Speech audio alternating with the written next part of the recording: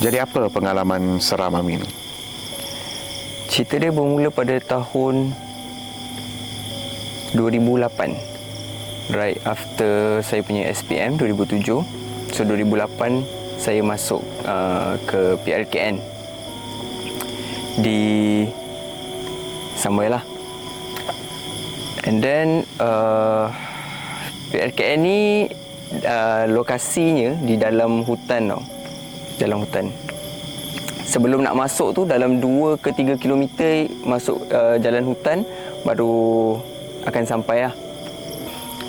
Nak masuk ke dalam camp tu cuma ada satu jalan saja, seingat aku. Dan aku perlu melalui, maksudnya kita orang dalam bas perlu melalui kampung orang asli. So first thing yang aku nampak, yang aku perasan, aku dalam bas tu aku duduk sebelah tingkap bas. So aku buka tingkap, sebab dah rasa macam dah nak sampai kan. Bas dah start slow sebab dah masuk jalan yang agak sempit lepas tu. So aku tengok rumah orang asli satu tengok. And then ada beberapa rumah yang aku perasan diorang gantung buah kelapa, buah kelapa. Diorang gantung. And then buah kelapa tu diorang akan hias tau. Diorang akan letak rambut. Bayangkan ni kelapa, diorang akan letak rambut. Buah kelapa tu diorang akan cat putih. Continue. Diorang akan cat putih. Dan diorang akan cat muka, bentuk muka. Dan seingat aku di bahagian mulut tu diorang cat warna merah. Aku tak tahu apa maksud dia, tapi beberapa rumah orang asli di kawasan itu menggantungkan buah kelapa yang berbentuk muka yang menakutkan tu. So tu tanggapan pertama lah, yang masa sebelum nak masuk camp tu, itu yang aku nampak. And then kita masuk enroll PLKN, botak kepala semua, dan tak ada masalah lah. Until one day, aku tak ingat minggu pertama ke minggu kedua, tapi aku rasa dah about minggu kedua di PLKN tu. Di PLKN kita orang kena bangun pukul 4.30 sampai 5.30 bersiap untuk solat subuh. So pada awal-awal PLKN tu aku jenis memang bangun awal lah. Memang kita orang kena bangun awal. Tapi antara yang pertama mandi, aku ingat pada hari tersebut, pada pagi tu aku orang yang first mandi lah. So aku bangun, ambil towel, turun ke bilik air. PLKN tu dia terbagi kepada 4 company. Alpha, Bravo, Charlie, Delta. So Alpha dengan Bravo punya dom kat bawah bukit, Charlie dengan Delta dekat atas. So setiap dom ada toilet yang besar lah. Toilet untuk Charlie, toilet untuk company Delta. So masa tu aku company Charlie. So aku turun ke bawah sikit, masuk dalam toilet. Toilet tu pula, kalau aku boleh gambarkan, toilet tu bilik air, koridor, cermin. Lepas tu wall yang tak tutup atas Maksudnya kau boleh campak barang, dia akan ke sebelah lah. Tu dia ada side. So bilik air, koridor, cermin. Lepas tu ada wall, lepas tu cermin, koridor, ada bilik air. So dia macam mirror lah, macam tu. So let's say lah kalau kau masuk bilik air, kau keluar, kau akan nampak muka kau sebab cermin kan. So aku ingat pagi tu aku sorang-sorang. Yang lain tu macam masih di bilik lah, macam baru bangun, borak-borak sikit. So aku macam nak cepat kan. So aku ambil towel, pergi ke bilik air, turun, and then masuk dalam bilik air, mandi. Bila tengah mandi tu, aku dengar suara budak. Aku dengar suara budak-budak kecil tengah bergelak tawa lah. Bukan pada side aku, maksudnya kalau aku keluar, aku nampak cermin, and then ada koridor kan depan aku kan. Bukan side tu tau, tapi di other side. So aku dengar diorang bergelak tawa, berlari-lari sebab toilet dia jenis panjang. Berlari-lari. Aku jadi pelik lah. Aku jadi macam mana datang budak pula kan. Sebab basically kita orang semua baru lepasan SPM kan. Tapi ni memang suara budak dan berbunyi tuk tuk tuk tuk tuk tuk tuk tuk, bunyi tapak kaki diorang berlari lah. Aku tak tahu sama ada diorang main permainan tradisional ke ataupun main ting-ting ke apa, tapi bunyi tu macam berlari-lari lah. So bila dengar tu suara budak-budak dan berlari-lari tu, aku teruskan mandi. Sebab masa tu dalam pukul, aku rasa aku bangun 4.30, dalam 10 minit after that lah, 4.45 macam tu kan. So tak mungkin ada orang lain sebab aku tahu diorang bukan jenis yang bangun mandi awal. Diorang akan take time sikit, diorang akan mandi ramai-ramai selalunya. So bila dengar suara tu, aku teruskan mandi, cuba untuk kuatkan diri lah. Tapi yang paling aku ingat, aku paling takut, aku tak nampak benda tu. Tapi bila nak buka pintu nak keluar tu, tangan aku bergetar. Sebab kau tak tahu basically apa yang kau akan nampak. Sama ada kau nak akan nampak budak tu kat depan kau, ataupun kau akan nampak something di cermin yang menghadap kau. Tapi bila aku beranikan diri, aku buka, suara tu di belakang. Baru aku tahu, oh belakang rupanya. Tapi aku tak nampak lah benda tu. Aku tak nampak. Aku cuba kuatkan diri, aku keluar straight, terus masuk pakai baju. Maknanya bila dekat pintu tu, kau boleh nampak dua side. Kau boleh nampak bilik air belah sini, kau boleh nampak bilik air sini. Kau boleh nampak koridor, kau boleh nampak koridor. So kalau aku keluar kat pintu tu, pintu utama tu, kalau aku pandang belakang, maybe aku akan nampak something lah. Tapi aku tak pandang belakang lah waktu tu. Aku terus masuk. Itu kisah pertama. Kisah kedua, after few weeks di PLKN tu, yang ni aku hadapi sendiri juga. Di PLKN, kita orang tak boleh pakai handphone.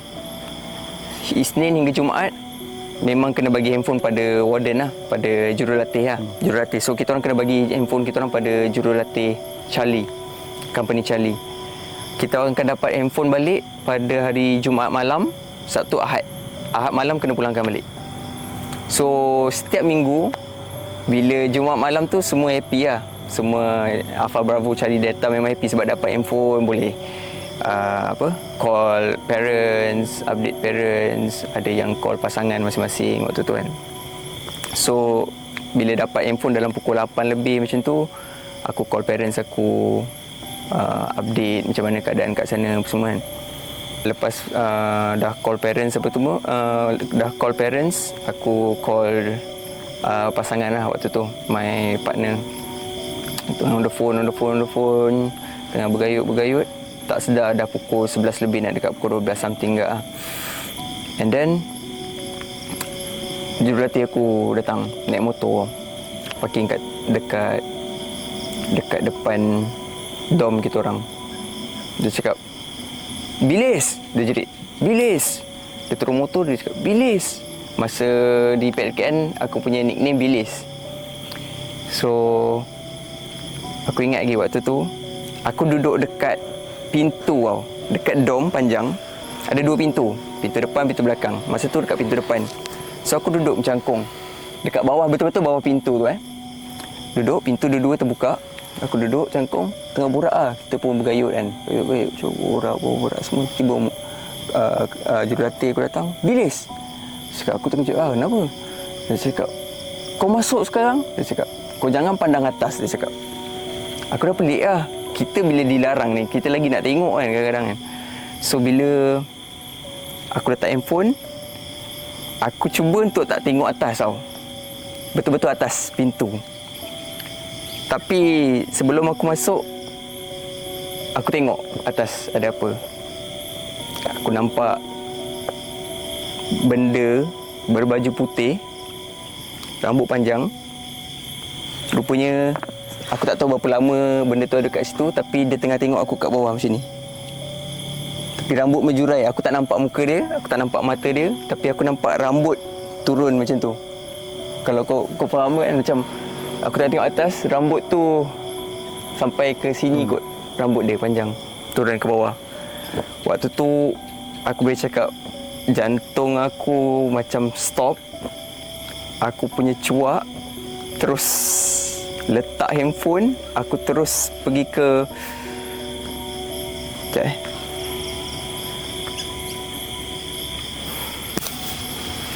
Aku terus pergi ke katil, aku tarik selimut, lalu tidur. Benda tu adalah aku tak tahu aku boleh sebut kat sini ke tak, tapi better aku tak sebut lah. Kita panggil Cik Puan je lah. Aku nampak benda tu. Tu kisah kedua. So 2 benda yang aku nak ceritakan malam ni, ada 3 kisah. Tapi 2 kisah daripadanya aku lalui sendiri.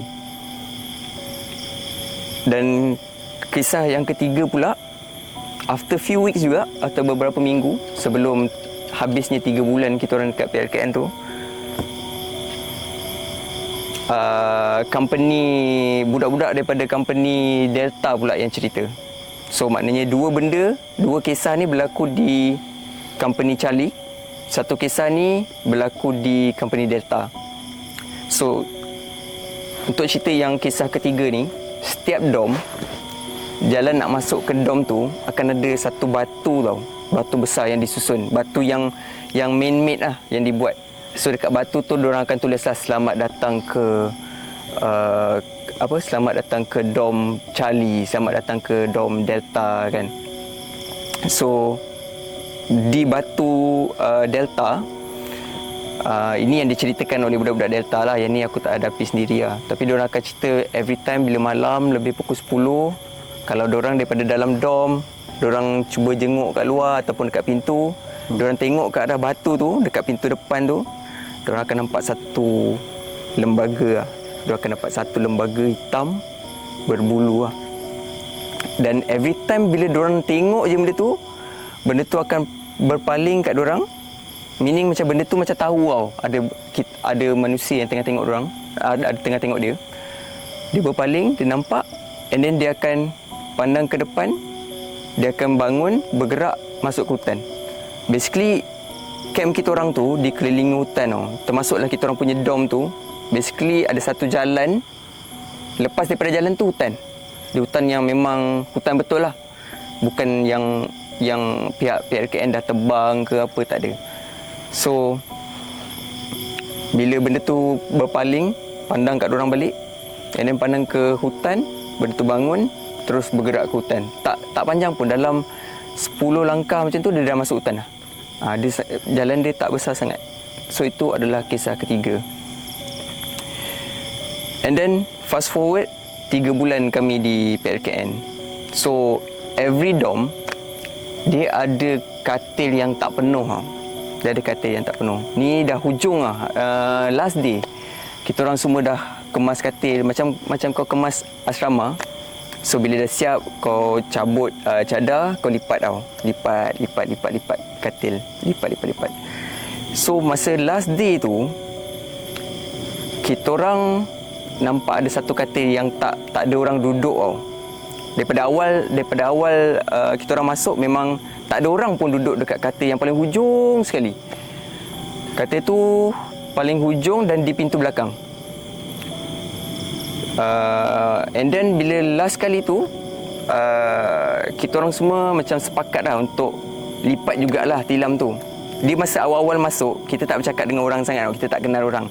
So macam masing-masing masuk je dom tu, terus duduk pilih tempat masing-masing. So katil yang hujung tu tak ada orang duduk. Tapi bila dah hujung PLKN, kita dah ada semangat kerjasama, semangat company Charlie tu dah ada kan. Company aku, company Charlie.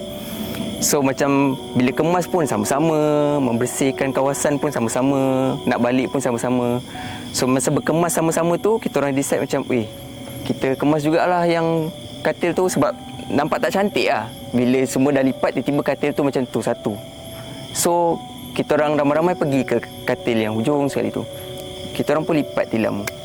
Bila lipat tilam yang last kali tu, kita orang nampak tulisan yang ditulis. Tak tahu siapa tulis, tapi aku jangkakan batch-batch yang sebelum ni lah. Aku 2008 adalah siri kelima, kumpulan 2. So pertengahan tahun lah. So berbalik kepada tilam tadi, bila kita orang lipat tilam tu, kita orang nampak tulisan yang ditulis dengan marker merah. So kita orang angkat tilam tu, kita orang baca balik. Kisah yang dituliskan di tilam tu sama seperti yang aku hadapi 3 kisah ni. Dia dah tulis dah kat situ.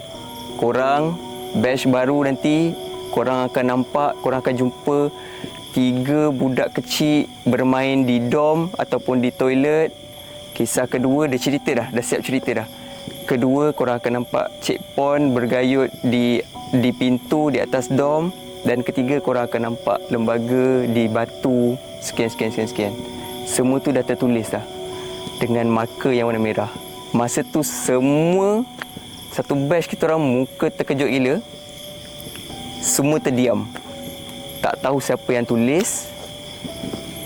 Tak pernah terdetik pun hati nak buka katil tu, nak lipat katil tu. Tapi dia satu benda yang macam mengejutkan semua orang lah. Semua orang sedar yang macam, oh, yang selama ni kita bercerita, yang kita hadapi selama ni, rupanya setiap batch hadapi. Maksudnya setiap batch hadapi. Dan benda tu mengikut turutan dia. Itu yang buatkan kisah tu tak boleh nak dilupakan lah. Maksudnya setiap yang pergi ke camp tu, kalau dia buka tilam tu, dia akan nampak benda tu lah. Dia akan nampak lah. Dan dia akan tahu lah kisah tu. Dan aku tak sangka yang hari terakhir baru kita orang tahu pasal benda tu. Sebab selama ni kita orang simpan between our batch je lah. Kita orang tak ada nak cakap pada ketua jurulatih kita orang ke, kita orang punya warden ke, tak ada.